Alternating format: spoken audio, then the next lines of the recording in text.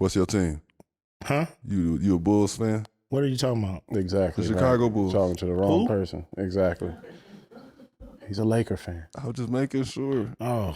I had to test his I was integrity. like, damn, do I kinda It's been tested.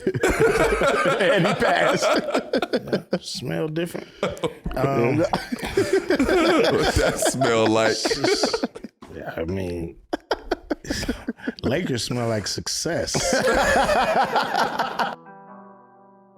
Welcome to Iman Amongst Men, powered by Cash App, the show that takes an honest look at what it means to be a man in today's world. We don't shy away from topics other people are too afraid to talk about. We go all the way there. Now let's get it. It pays to get paid on Cash App. Saving doesn't mean letting your money sit and collect dust. Deposit your paycheck at Cash App and you can be earning one of the best interest rates in the game at no cost. Ahrii, what are your favorite things in life that come at no cost? You mean besides up to 4.5% interest on Cash App? Probably laughing about dumb we did when we were kids. Yeah, like the time grandmother had to whip your talking back.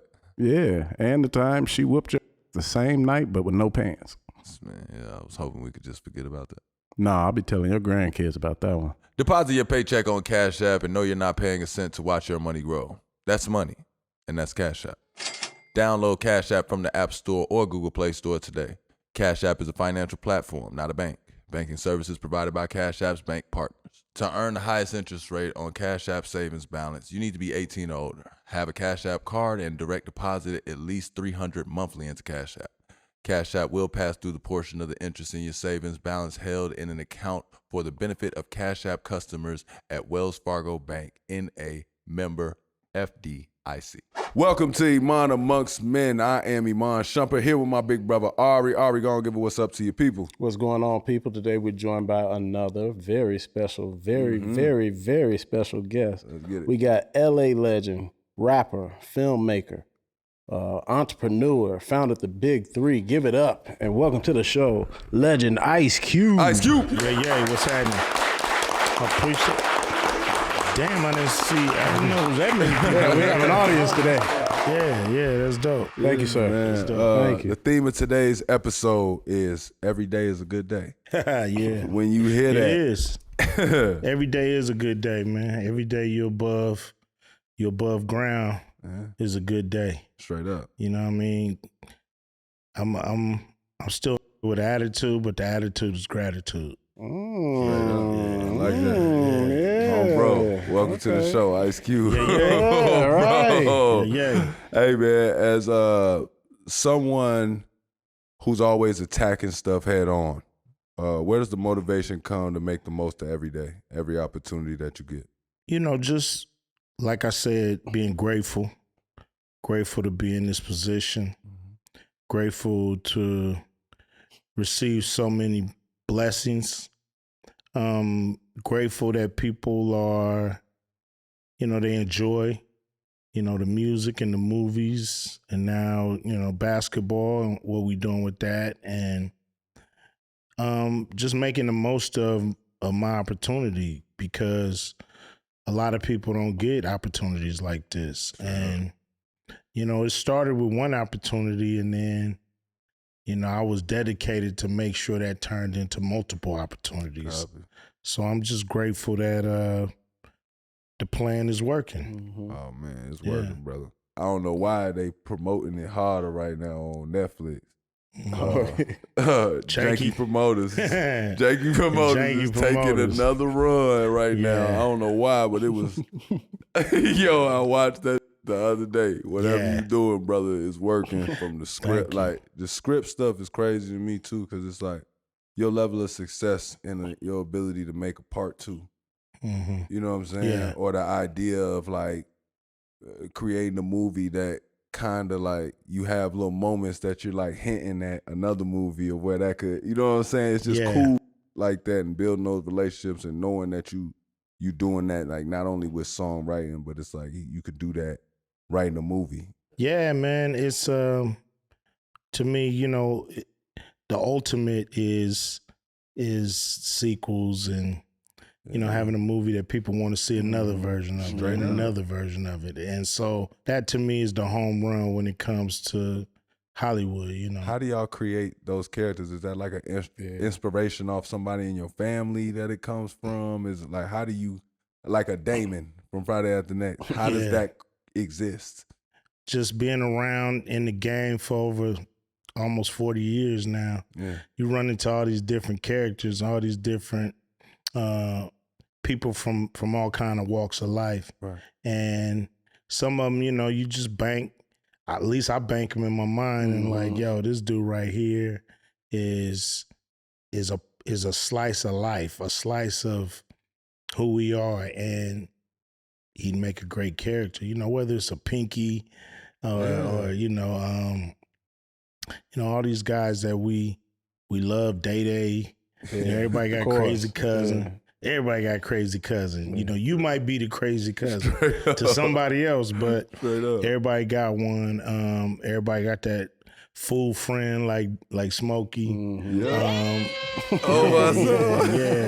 Yeah. So it's just being observant, you know, being an artist, you know, hip hop, you know, rappers are some of the most observant people on the planet because they can actually, you know, observe life and then put it back to you in a song or give it back to you.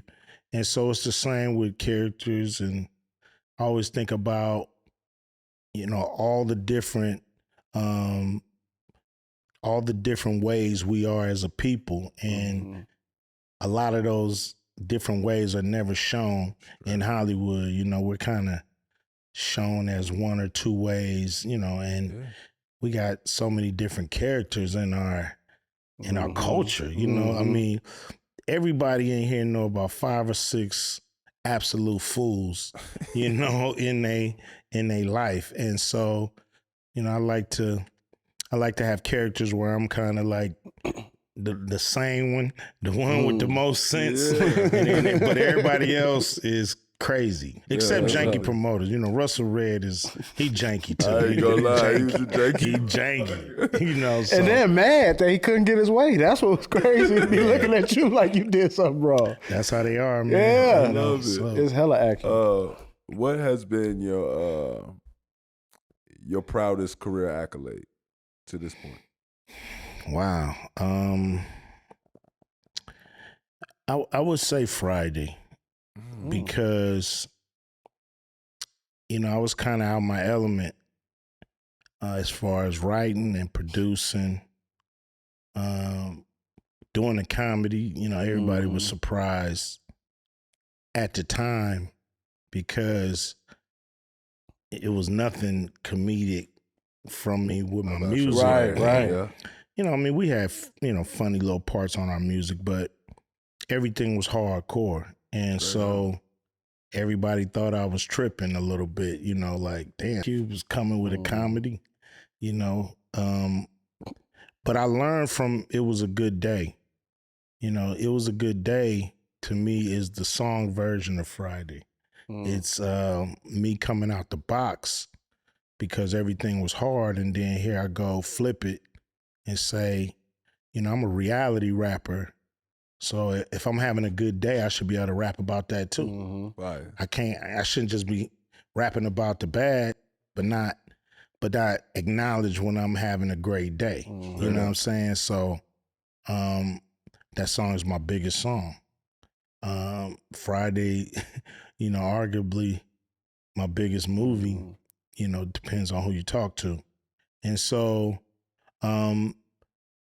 coming outside the box creatively and winning, you know, is to me sweet for artists, any artist. You know, it's easy to do what's comfortable, what you know gonna work. But when you try something and you just kind of go with your gut and it worked. And so I'm very proud of it. And it's a comedy that make comedians laugh. Right. So I'm not a comedian, but I wrote something funny enough to make, you know, Eddie Murphy laugh and you know, Martin Lawrence and, you know what I'm saying? How difficult was that, like trying to write in jokes for something that's like kind of like played off as being serious? To me, it was not that difficult because the way I grew up, the way my neighborhood is, we see comedy in everything anyway. I mean, it could be the most tragic situation. Somebody gonna clown. It's the Instagram comment section. To break the ice. Man, the house could be burning down and somebody gonna be like, man, that burnt that chicken and it took the roof. You know what I'm saying? So somebody gonna say something. Straight up. And so if you just pay attention, the jokes are just there with us in our culture. You just gotta kind of put it in a movie form and follow the characters and follow the principles of making a movie. But the inspiration is all around us. Right. Yeah. I never thought that through, but it's obvious why it would be your biggest song. Today Was a Good Day. Yeah, it is. It's my biggest song by far. It's the left. It's the first time you went left. First time I went left. I mean, the Isley Brothers sample too. Can't miss with that. Footsteps in the Dark, but subject matter, because I think everybody can relate to it. We all come from a hood somewhere, and to get through it, we all had them days where, man, ain't nothing happening. Me and my folks, we got through the day. It's a pretty good day, you know what I mean? Can't and complain. Hopefully we can do it again tomorrow. So I think it's something we all can relate to because, it's hard in the hood, but we have fun. We have good days. We enjoy ourselves and find a way to make it find a way to carve out a life, a fulfilled life out of, our circumstances. Right. As an artist, what's the difference in writing for an album and then writing for a movie? There's more freedom in writing a song. Yeah, it's more freedom because structure-wise. Yeah, and you got, it's like a bite size, 3 minutes, 4 minutes to get your point across. I don't need nobody. Me and my engineer can go in there and do it.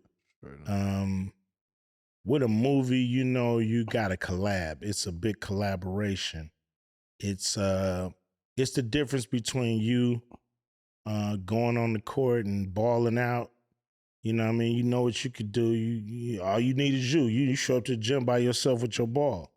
But to put this podcast together, straight up, you need all the people we see.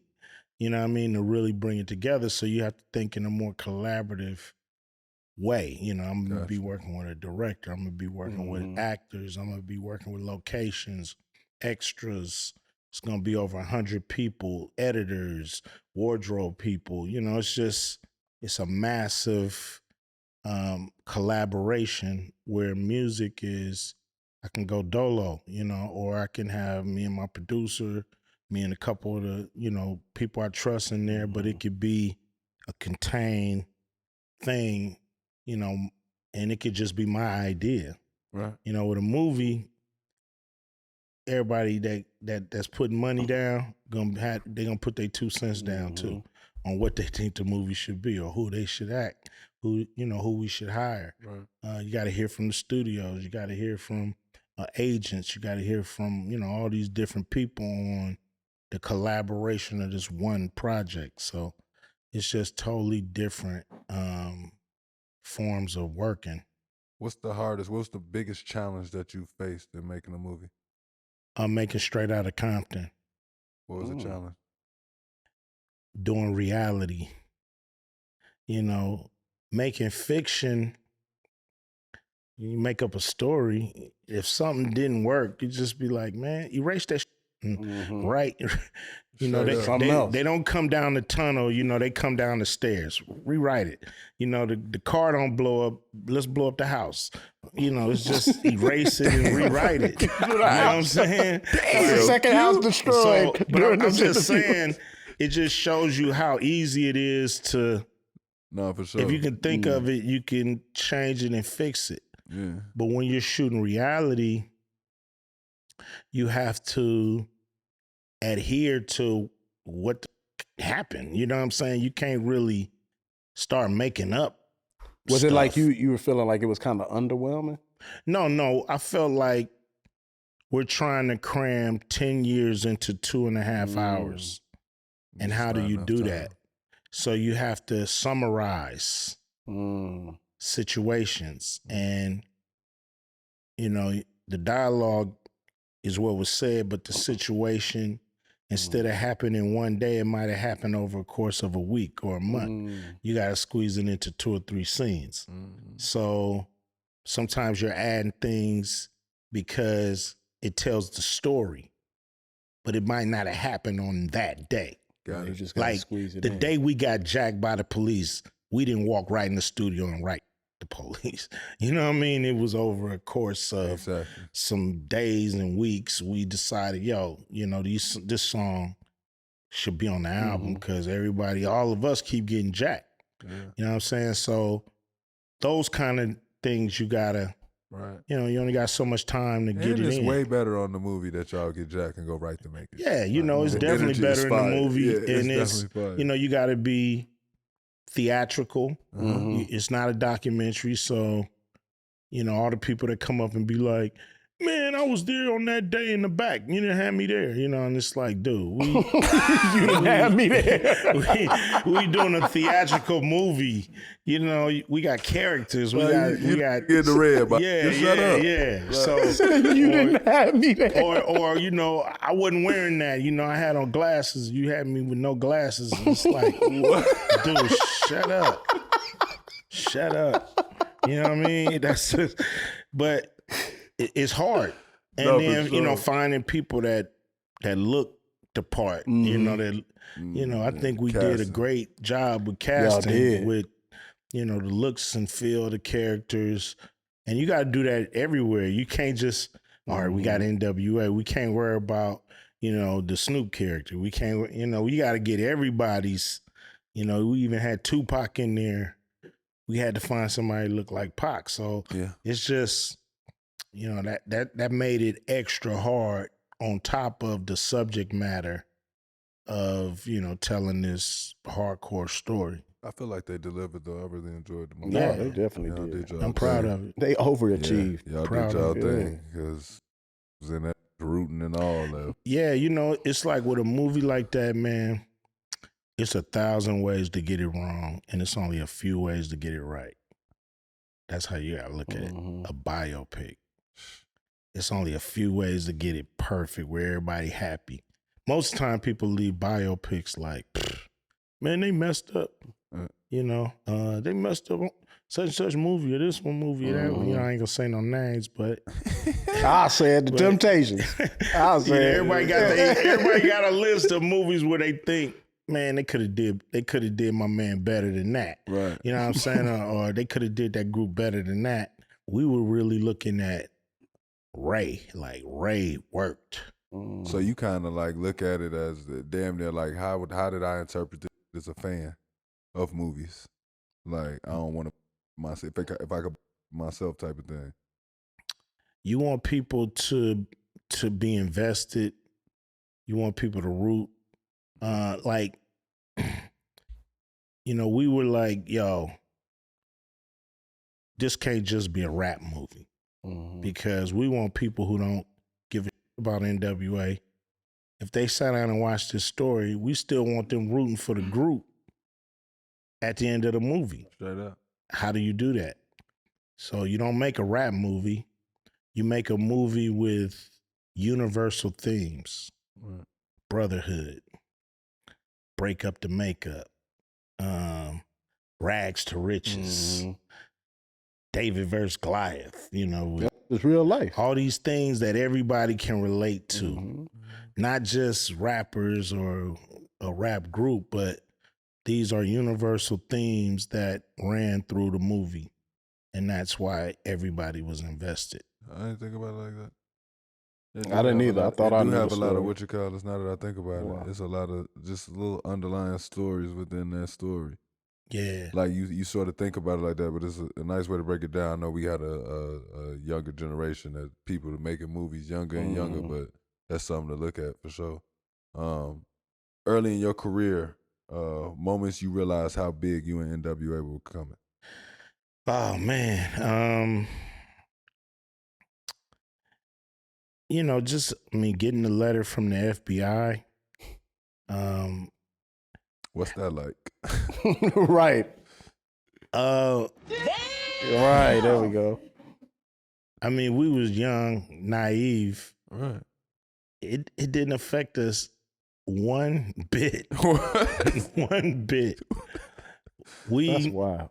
Look, That's wild. we get a call easy, say, hey man, they want us to come up to the record company. I'm gonna come pick you up. So he scoop us. We go to the record company. We all like, well, what they want? I don't know. They want to talk to us. Blah blah blah. So we all sitting in there chilling. Kind of. We don't know if it's good news, bad news, but it feel funky. You know what I'm saying? Up in there, everybody all scared, or silent. Yeah. You know what I'm saying? So Brian come in and he's like, man, got this letter. It's like, Easy's like, letter from who? It's like, the FBI. And he's like, and he grab it, he read it, he's showing us, and he's getting excited, but Brian is like panicking. Yeah, what we gonna do? What we gonna do? He's like, man, it's publicity right here. This publicity, we gonna blow the up. Let's put it out, let everybody know they trying to, intimidate us. You know what I'm saying? And because it was all over a song. Yeah, it was over the police, and so that's fine. No, I ain't know if Miles was also getting. Oh no. That's part of the reason they didn't care. Oh, right. That's what I'm saying. Y'all was already good. Well, we was dealing with LAPD. Right. We was dealing with the sheriffs, which the sheriffs that dealt with us was Lennox, but they dealt with Compton sheriffs a lot. Right. And so a letter from an agency that we don't even never see, we felt like this ain't, are they going to come kick our doors in? They going to like lock us up, rough us up, They're going to do something. Right. And he was like, man, they could put a lot of pressure on us, and we just didn't feel it. We left the office laughing, like damn, they nervous. And so we just kind of sat back and watched it hit the paper, and they just started blowing the group up. And then next thing you know, we had a song, did a video, straight out Compton. They banned it on MTV. They wouldn't play it. So them kind of little things was letting us know this is blowing up way bigger than we thought, because we thought it's just gonna stay underground.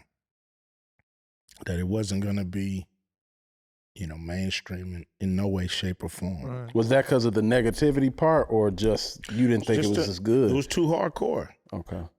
Before, them records never got played like that. They were just like hardcore, you hear if you got it, you got it. You hear them at parties or something, but you weren't gonna hear it like on TV, or it wasn't gonna blow up. We thought to ourselves, okay, this is as big as we're gonna get. We're gonna just be LA locals. They're gonna love us in Compton and Watts and Long Beach and LA. They might love us in the Bay, but we're gonna make all our money in California, because we the only ones going through this.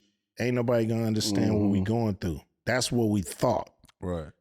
But little did we know, everybody was going through the same thing. So we had no idea the record was gonna blow up like that. So that's what it went from bubbling to boom. It was just straight up. It was just on everybody's radar. Exactly like you said. It's free promo. Yeah, he saw that from day one. That's crazy. And I'm young, I'm 17, so I'm looking at the older dudes, how Dre reacting, how Easy reacting, they in their 20s, so I'm looking to see how they reacting, and they like, this it? This what you called us up here for? And they start banging on Brian like, man, I could have been, doing what I was doing, man. Stop me from doing what I was doing and come up here for this. But they were basically just saying, y'all can't say this music. Y'all can't play No, this. he was basically, he wanted to huddle up saying, what we gonna do? Yeah. He was scared. He was FBI, the FBI was saying that they should take the music off the shelf. Oh, yeah. Like he was sending it to the record company saying, this is going against law enforcement. You should be ashamed of yourself for selling this music, and y'all should take it off the shelf. Y'all like, yo. They laughed. Well, Wasn't taking it off the shelf, Right. Now, if we all knew better, we probably would have been like a little bit like, yo, come up with a plan. But we was just too young, too, had too and many we was stories. straight. We was too hungry yeah. to blow up, and it was like, man, we ain't about to stop because of no letter. Take another album letter, and another one. Yeah. For real. Oh, bro. When you talk about hip hop artists and shifting culture, from going from music to entertainment, fashion, slang, politics, like being involved and able to do so many different things, like what are you awarded to? Well, I've had great inspiration, trailblazers in front of me. You gotta look at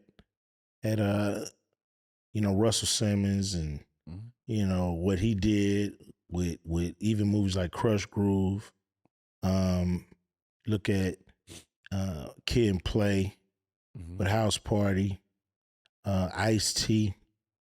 He was doing movies like Breakin' and so, these were the examples that I saw that you could do both. You can use this hip hop to catapult you in other areas. Yeah. And so, when I had my opportunity, like I wasn't even thinking about it, to be honest. I got discovered by John Singleton. I was backstage at the Arsenio Hall show when he had his show because I wanted to talk to Arsenio about getting Eazy-E and NWA on the show because they had just had 2 Live Crew on the show. So I'm like, if you can have them crazy on the show, you know what I'm saying? Like what they was doing, what we doing, you should be able to have us. But I never got a chance to talk to him because this little intern just was in my ear. And this was John Singleton. And he kept saying, y'all got this movie, you're going to be perfect for it. You know what I mean? It's called Boys in the Hood. And I'm like, wait, that's the song we wrote for Eazy. He was like, yeah, it's kind of based off that, but it's a movie. And he was just a junior at USC, so I was not really like, dude, I'm not an actor. Like, yeah, I just thought it was a cool conversation, but I thought it wouldn't go nowhere. I ended up seeing him a couple of different times in LA. I saw him at Public Enemy concert. Yeah. And he pop up. Remember me? Yeah, what's up? And he's like, man, I got this movie, man. I'm a senior now at USC, and I'm gonna get you. I'm gonna do you. I'm like, yeah, okay. You know what I'm saying? He talked my ear off. Everybody leave, and he's just stuck. He like, man, can you give me a ride home? What? This little dude, damn. But we out in the middle. It's 2 a.m. after the show. This dude, I'm like, where you going? He's like, man, I'm at the dorms at USC. Driving him there, he talking my ear off about the movie. I'm like, whatever. I'm like, dude, I'm not an actor. You He's heard not even rap. a director. He's still in school. He ain't even graduated. About 9 months later, my manager at the time, named Pat Charbonnet, she was like, somebody want to put you in a movie. So I'm like, what? Movie?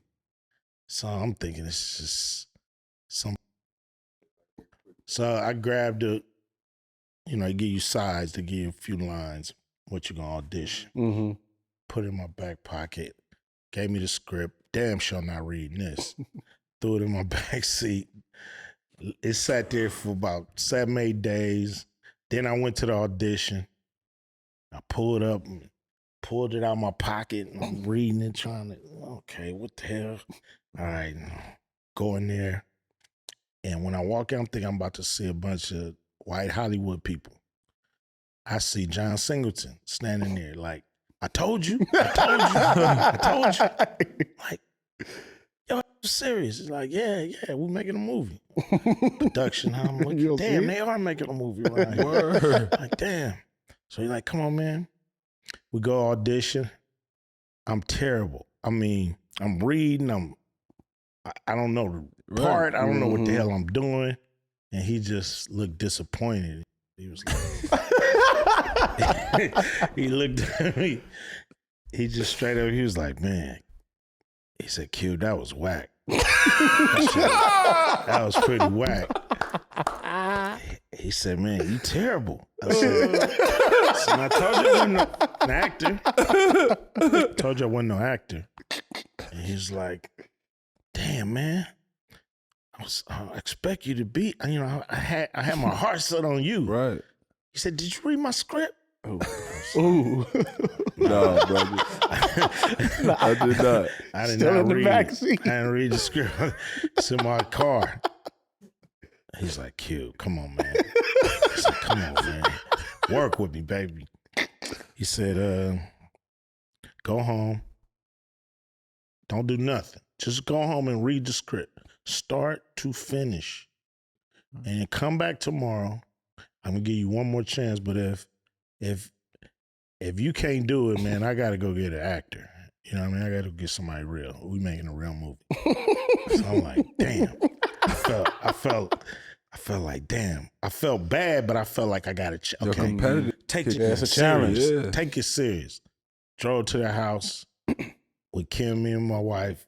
I don't even think she wasn't my wife then, just my girl. But I'm like, reading it. So I'm tripping. I'm like, damn. This about how we grew up. What the hell? So I looked at her, I'm like, how we grew up that's movie worthy. She's like, they making a movie, I guess so. It's like, damn, they talking about Crips, Bloods, and all kind of here.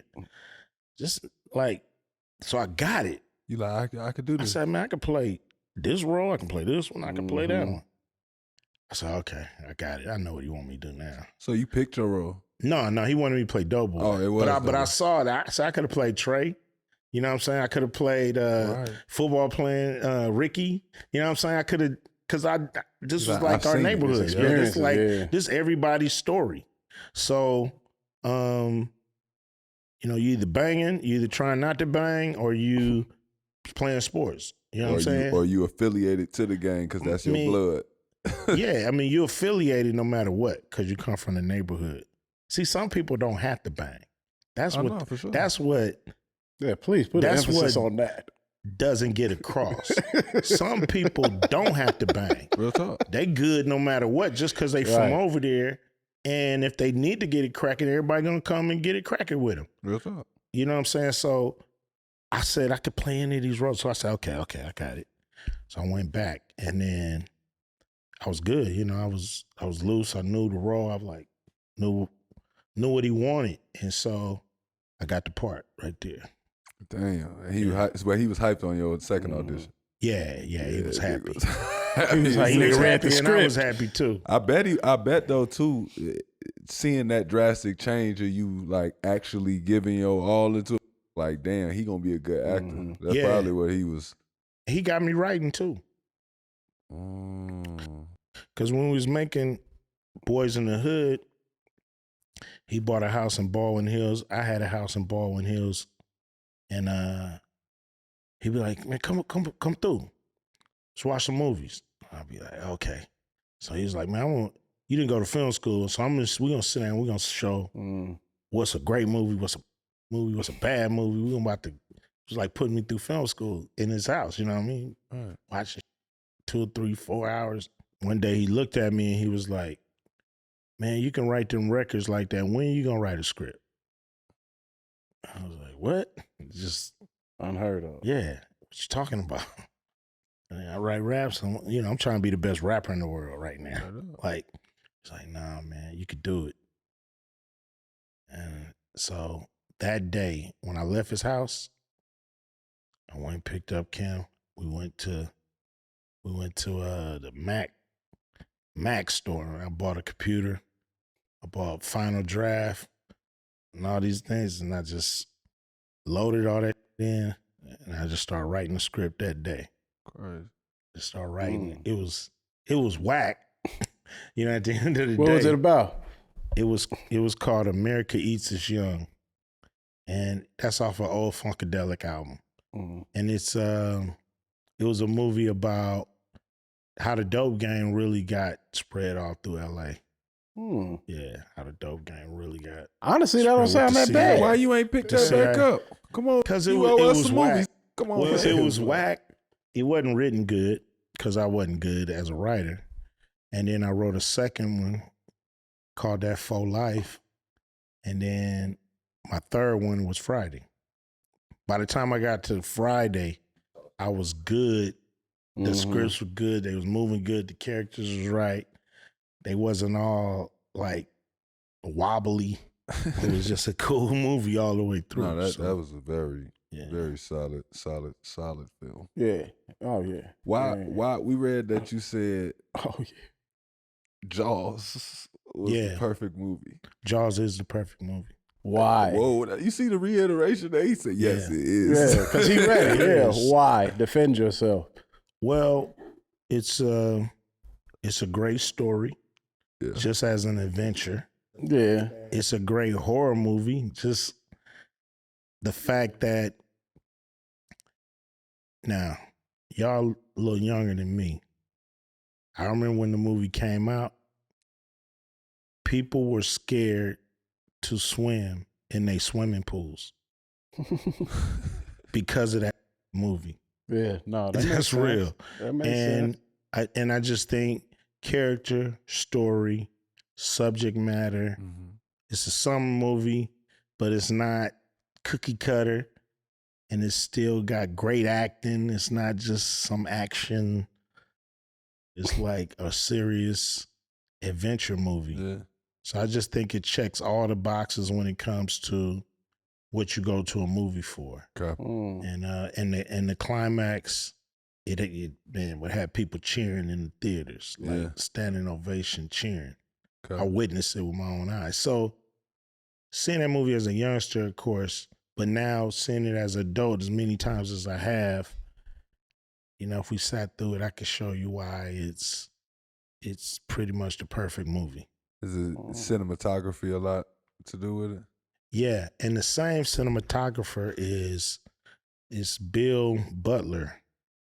Bill Butler shot Jaws, but he also shot Anaconda.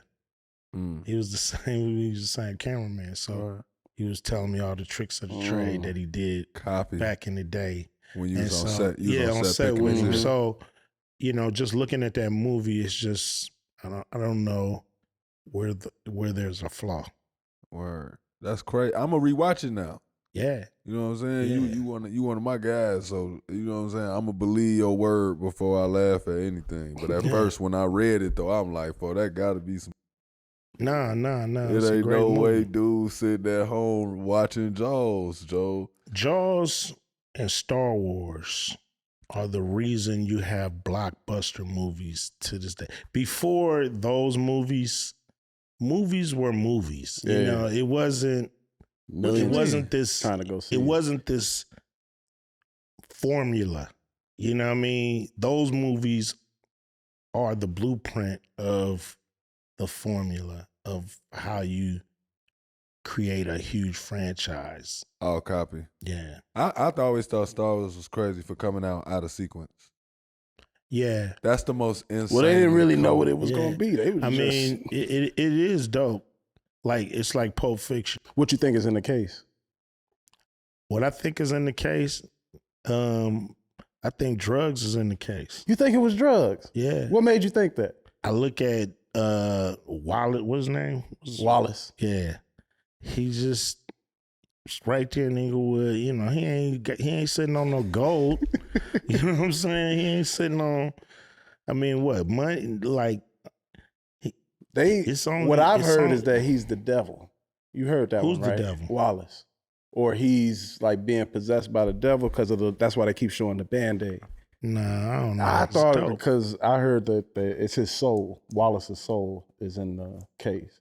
And then I always be some. the 666 always stuck with me though. What's That's the only. 666? Remember when he opened the case up, the little Oh, code yeah, is 666. Yeah, So it was just, it was weird to me. And then when I heard that, I thought that meant evil. Like I thought it meant drugs like too. they on some. I mean, true. I never yeah. took it that deep though. I never took it that deep. I mean, I didn't. I heard it from somebody else, and then I'm just like, oh, like that dude kind of makes sense. And it's like little things that he kept shooting. Oh, man, y'all know y'all can't do this with YouTube being existing. How I do. Now I'm going down that rabbit hole. It pays to get paid on Cash App. Saving doesn't mean letting your money sit and collect dust. Deposit your paycheck at Cash App and you can be earning one of the best interest rates in the game at no cost. Ahrii, what are your favorite things in life that come at no cost? You mean besides up to 4.5% interest on Cash App? Probably laughing about dumb we did when we were kids. Yeah, like the time grandmother had to whip your talking back. Yeah, and the time she whooped you the same night but with no pants. Man, yeah, I was hoping we could just forget about that. Nah, I'll be telling your grandkids about that one. Deposit your paycheck on Cash App and know you're not paying a cent to watch your money grow. That's money, and that's Cash App. Download Cash App from the App Store or Google Play Store today. Cash App is a financial platform, not a bank. Banking services provided by Cash App's bank partners. To earn the highest interest rate on Cash App savings balance, you need to be 18 or older, have a Cash App card, and direct deposit at least $300 monthly into Cash App. Cash App will pass through the portion of the interest in your savings balance held in an account for the benefit of Cash App customers at Wells Fargo Bank, N.A., member FDIC. For them to shoot 4, 5, 6, what they shot? 4, 5, 6. Then 7, 8, 9.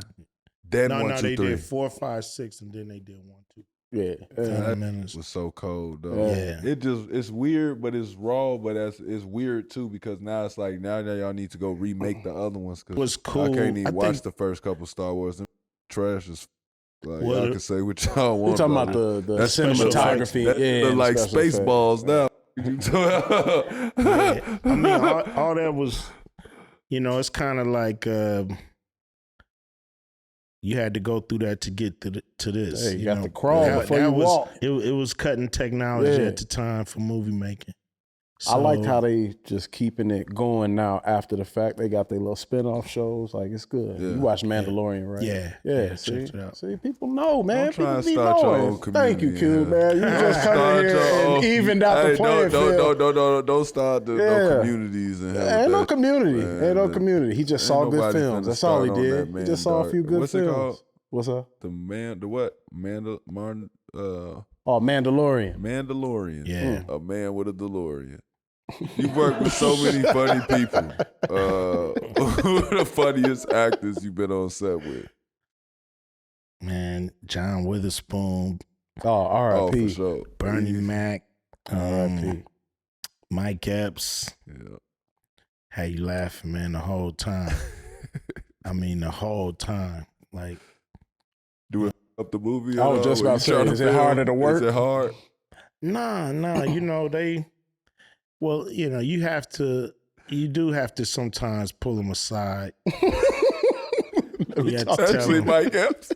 No, Mike is cool. I ain't gonna say no names, but I had to pull some aside because some dudes, they funny as hell, and they'll have the whole crew laughing. Yeah, and they'll keep going. Well, when the camera come on, sometimes they be burnt out. Like, they be tired or they don't. You know what I mean? So I'm like, I had to pull one aside and be like, man, you make the whole crew laugh all day. You need to make that camera laugh because, that's what's going to get your money up. The crew going to be going to another movie. You make camera laugh. You know what I'm saying? Wait, save it for when you on set, man. And so, imagine just putting on a show for everybody. When the camera's on, he tired now. He don't feel like it and grumpy. And I'm like, homie, we paid you to do this part, not that part. But all of them like working with me because I let them get busy, I always give them a point in the movie where I'm be like, your scene is going to be 86 and 105.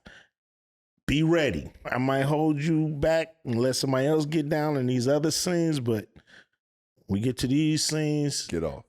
that's when you go crazy. Get busy. You know what I mean? Whatever you want to do. And so they know they're going to have their time to shine. So they kind of keep it structured till you let them go. Yeah. So they don't, because you'll get comedians that all try to be funnier than the next line and funnier, and it starts to feel fake and not like a real movie. Straight up. Because everybody trying to top each other. I'm just trying to imagine being on set with some of these names that you've had on there and then having to do a scene. But I've seen scenes where like somebody is real life getting off and you got to sit there with a straight face. And I'm like, especially when you got to do this with Day Day, when you just, you go watch your temper and start tripping. See, Mike is like this for real. Yo. Day Day is just the name he uses sometimes, but Mike is crazy. Straight up. That scene though, with you trying to deliver your line and him going. Whose idea was that? Oh, it's a big in here. My idea. That was your idea. Hey, you funny as hell, man. I ain't gonna lie to you, dog. And clearly he done made fun of a lot of people watching he's seen. Like you probably seen some security guards was just like these. Oh, hell yeah. It's just the way y'all bring a lot of that to life. And bring it together. Yeah, black stories, period. But now that you said that, where you say you tell actors, these 2 scenes you could get off. Just do my movie until then. You get what I'm saying? Yeah, I mean, I just think that formula is awesome. No, yeah, just know that all of them want to, everybody want to have that funny scene. Everybody want to have that imprint. Yeah. But sometimes it's not your turn. We all trying to make each other look good in some way, shape, or form. Mm-hmm. And so you got to wait till it's your turn. It's kind of like breakdancing. You know what I mean? Everybody in the circle, you get down. Cheer that other person up. And no one tells you when it's your turn either. You got to just feel it. Yeah, you got to get busy. You're going to have the circle for 25, 30 seconds solo. Get busy, man. Don't come in here with the, you know what I'm saying? Come in here with the top-notch moves. Get out the way. Let somebody else get out the way. Get down, and it's a formula, It's definitely a formula. And it works. Genius. That's another thing along with the comedy. It's like, where do you come up with the quotables? Oh, man, just... like, come back. Yeah, funny. Just the nature of trying to be real in that situation, Is it written or is that like on the fly sometimes where y'all are doing? Yeah, ad lib. Well, you got to have a good script. Mm-hmm. You know what I'm saying? It's hard to make a good movie without a good script. Mm-hmm. But to me, you don't be so rigid where you got to say every line, the way it's written, blah, blah, this. You got to give it to the actor and then let them flow with the lines. So, and you practice it out on how it's going to flow. And so in that, you start to say, hey, give me something just how it's written, it's close to it, And then on these next 2 takes, say whatever you want to say. And I'm going to roll with you. Just the gist of the conversation. So now they can get loose and go crazy. And because if it don't work, I'll just cut it out the movie. Right. If it work, it's in the movie. Right. If it don't work, it's out the movie. So what you see on screen is about 70% written and 30% ad lib. Real talk. Because it's like now you've done the story enough times to understand the gist and the heartbeat of the conversation. Yeah. So now you can explain it with your accent. You can get loose. You can flip. You might have something funny to say. Real talk. That's not written. Now that you done said it a couple times. Yeah. Now you can, and I'll be able to flow back with you because now I kind of know where you're going with it. And then I might say some. That's all. So you got to be, the act. You got to listen. Yeah. You got to react. Act and react. Yeah. Fatherhood is a huge theme on this show. How did fatherhood change your life? It gave everything purpose And it made everything that I was doing more real. You know, I was doing things, but when it's just you out there, you know, if it work, it's cool. If it don't work, do something different. You know what I'm saying? Flip it, keep it moving. Right up. But when you got a kid, you know, a child, it gotta work. Mm-hmm. You know, it ain't, you know, all that. If it don't work, man, you know, you look at that as time wasted. You know, we do something. No, you on things like, yo, just gotta work. You know what I'm saying? I gotta feed, take care of a life I done brought into the world. And so it becomes a mission more than just a career. Yeah, straight up. I be saying that all the time. Like, I thought I had purpose until I had my daughters. Like, you be really thinking you got like so much that's so important, and you can't, like, the moment you hold your child, you can't even think I have that. Yep, it's real. Like, you have all these things that you swear was just the top of the list when you gotta wake up, and then you wake up and realize none of that ever mattered, dog. It was just a bunch of I had to fill my head up, you know what I'm saying, or fill my heart up, whatever. It's what wants too. Like, you don't really want the you did before after you have a kid. Yeah, you kind of, or you don't want that for the kid anymore just because, you know, you want to do it different. Oh, bro. Let's talk basketball. What inspired the start of the Big Three? Being a fan. Being a fan of the game. What's your team? Huh? You a Bulls fan? What are you talking about? Exactly. The Chicago Bulls. Talking to the wrong person. Exactly. He's a Laker fan. I was just making sure. Oh. I had to test his integrity. Damn, do I kinda... It's been tested. And he passed. Smell different. What's that smell like? I mean, Lakers smell like success. Here we go. We go. Big fan of the game. Yeah. You know, played at Inglewood YMCA. And oh, so the triple-double story is for real? It is for real. It's a yeah. Man, it's a true pick up story. game to 7, man. Nah, we used to play long games.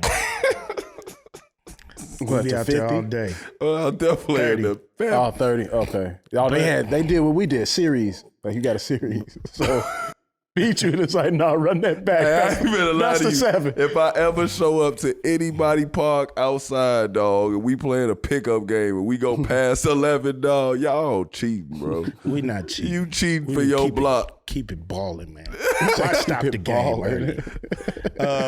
Yeah.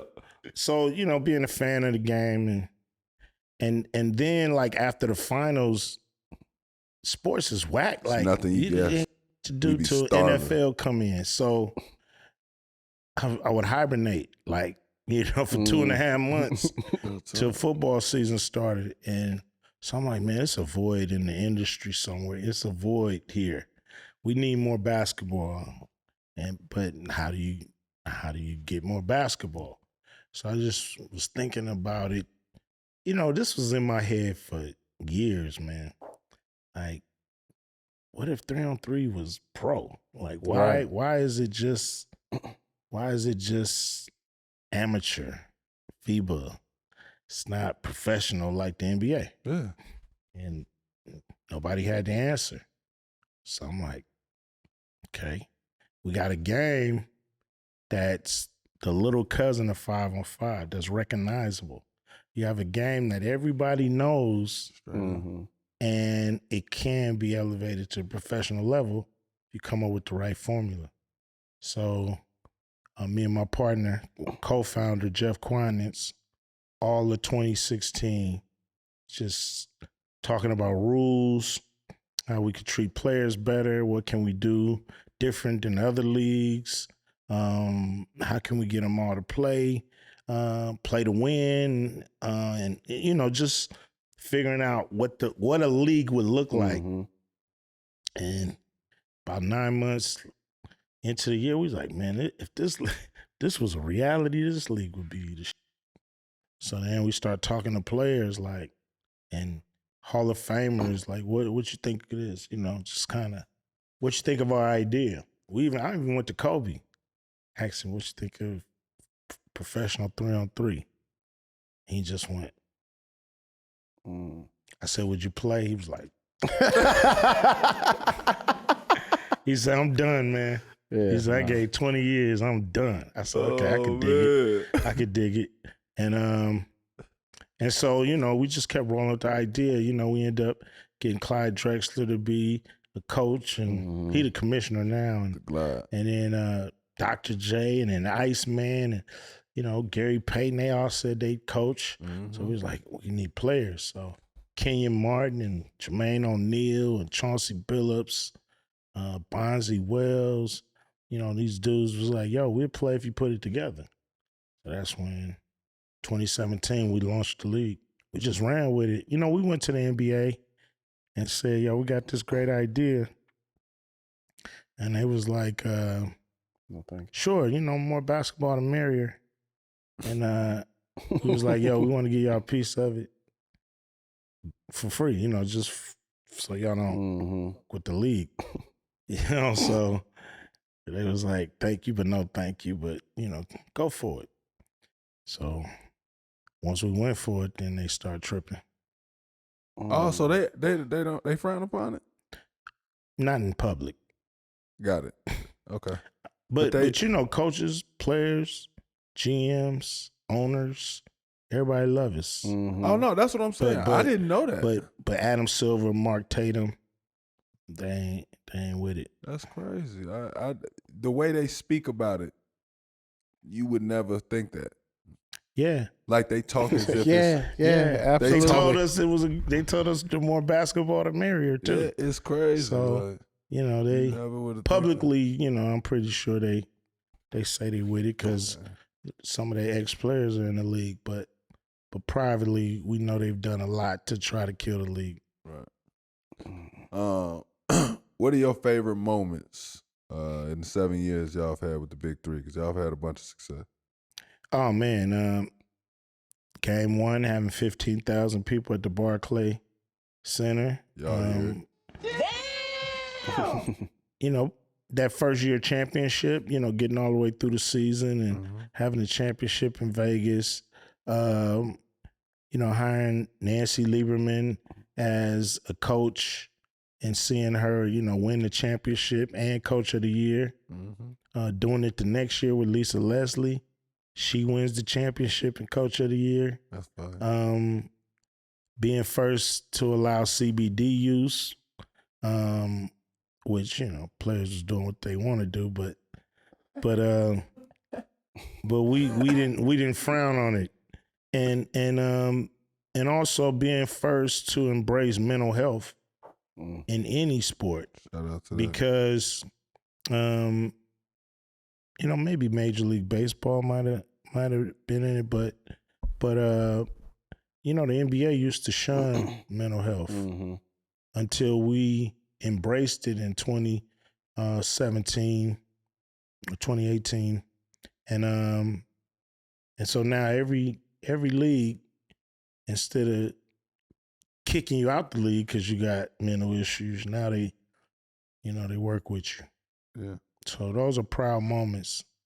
I say the NBA now, they have stuff in place, but I just don't understand what you can actually do for that. What you mean? The mental health stuff.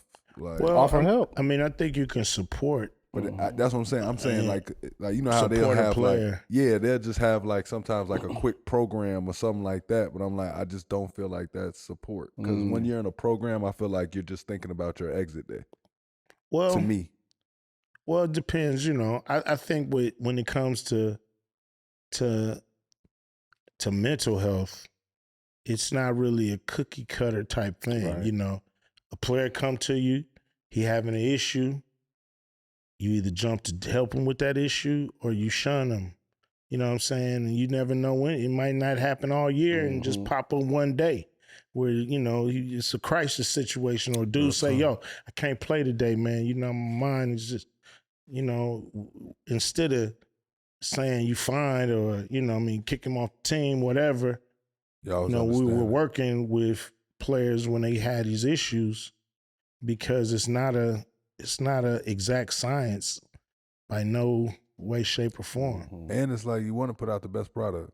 If player's not in the best headspace, and he can get out there, he can get into a fight, or he can get hurt. Straight up. You know, if your head ain't in the game, you can get hurt. You get hurt bad too. Yeah. Myself up being on some pitch. What's the biggest thing you had to learn when formulating the big three? That no one was gonna jump and rush to help a first year league. You have to prove yourself.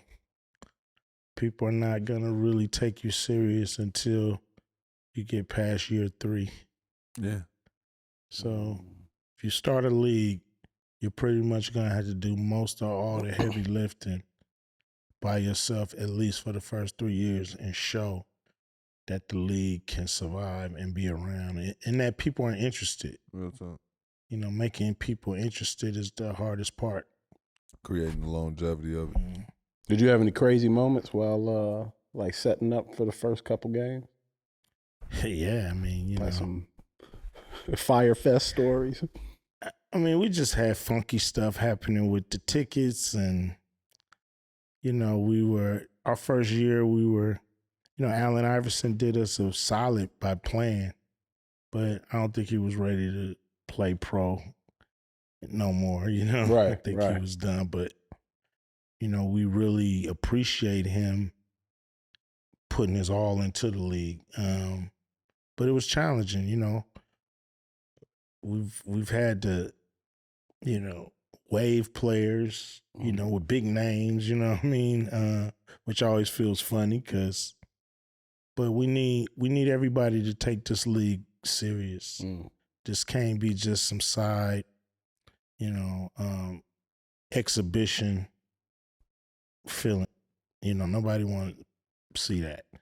We want to see a real league. Real talk. Real league, real competition, real guys going at it. So, you know, we learned some lessons on creating that, but we happy we did. We think we made all the right decisions on the integrity of the game, integrity of the league, and that we have to hold that line. Worst rule that got pitched when creating the big three? Man, the guys are older, so won't you make the rims 9 feet? Oh, no. No. I was like, man. Was it a fight I said, dude. I said, that take away the grown man right away. I said, dude, you can go to a rec league right now and see 5-year-olds shooting on a 10-foot rim. Straight up. What the are you talking about? I can see little kids shooting on a 10-foot rim. You do not bring the rim down. Man, we would shoot it so bad. And nobody would play. Yeah. Who would, I mean, man, come on, man. I want to play basketball, man. I ain't here for this. Man. So. Yeah, if anything, you make the rim higher. Yeah, I mean, no, you leave it 10 feet. No. You leave it 10 feet. You make it pro basketball. 10 feet is good enough for everybody around the world. He got to sell tickets, man. That sells tickets. I mean, 10 just feet. Saying, if y'all ever in a struggle and you raise that 12 feet, you welcome. It's cool. 12 feet? No, 10 feet. It's a challenge to make that adjustment. 10 feet. You take it down, now everybody could dunk. But that's you like put it up. Now everybody left out off that rim. He was talking 1 foot. Unless you got 2 feet more. What I'm telling you is you might be able to raise that thing to 12 and Ma's still just poking that mom. See, no. Nobody want to see that. You don't want to see jump on the 12-footer? I don't want to see nobody play basketball on 12-foot rim. No. Maybe a dunk contest, maybe something like that, but not on. Not I don't even want to see it there. We've never seen it though. We've never seen a 12-foot rim get played on. Oh no! KD might finally look regular out there because everybody else. He's gonna be the only one. Yeah, and he's not getting paid for it either. He got that for free. Q, before we let you out of here, man, we like to ask all our guests, what are you thinking about improving about yourself right now? Oh man, you know, I always think I can eat better, eat healthier. Like a pescatarian? What is that? Oh, All fish? Nah, hell no. You don't do that. Poachitarian? All I chicken? A politarian. What's Politarian. All chicken. No. Pollo-tarian. No. I'm not going extreme. You know what I mean? I still like what I like. I keep it balanced. So I'm not gonna eat all of nothing. Right. You know what I mean? Some of this and some of that. The moderation. Yeah. Some of this and some of that. Hey man, as always, thank y'all for rocking with us on Iman Amongst Men. I am Iman Shumpert. And I'm Ahrii Shumpert. Thank you to our guests, Ice Cube. Yeah. Any shout outs, man? Anything you want to promote? Yeah. Shout out to the Big Three. We starting the season Of course. June 15th. Okay. You can check us out on CBS all summer long and on X, formerly known as Twitter. How do they get tickets? Go to tickets. You can go to big3.com/tickets to get tickets. We're going to be in Oakland, Portland, Anaheim, Baltimore, San Antonio, Cincinnati, Nashville, and Boston. Love. Yeah. So come check us out. Man, solid, man. Make sure you go rate 5 stars, review, and subscribe wherever you listen to your podcast. And to watch the full video episodes, you're going to head over to YouTube, search Iman Amongst Men, and click subscribe. And until next time, y'all, we are gone.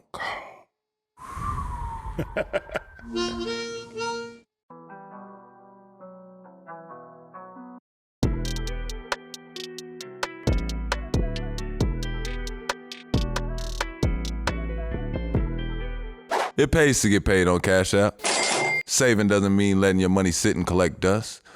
Deposit your paycheck at Cash App and you can be earning one of the best interest rates in the game at no cost. Ahrii, what are your favorite things in life that come at no cost? You mean besides up to 4.5% interest on Cash App? Probably laughing about dumb we did when we were kids. Yeah, like the time grandmother had to whip your talking back. Yeah, and the time she whooped your the same night but with no pants. Man, yeah, I was hoping we could just forget about that. Nah, I'll be telling your grandkids about that one. Deposit your paycheck on Cash App and know you're not paying a cent to watch your money grow. That's money, and that's Cash App. Download Cash App from the App Store or Google Play Store today. Cash App is a financial platform, not a bank. Banking services provided by Cash App's bank partners. To earn the highest interest rate on Cash App savings balance, you need to be 18 or older, have a Cash App card, and direct deposit at least $300 monthly into Cash App. Cash App will pass through the portion of the interest in your savings balance held in an account for the benefit of Cash App customers at Wells Fargo Bank, N.A., member FDIC.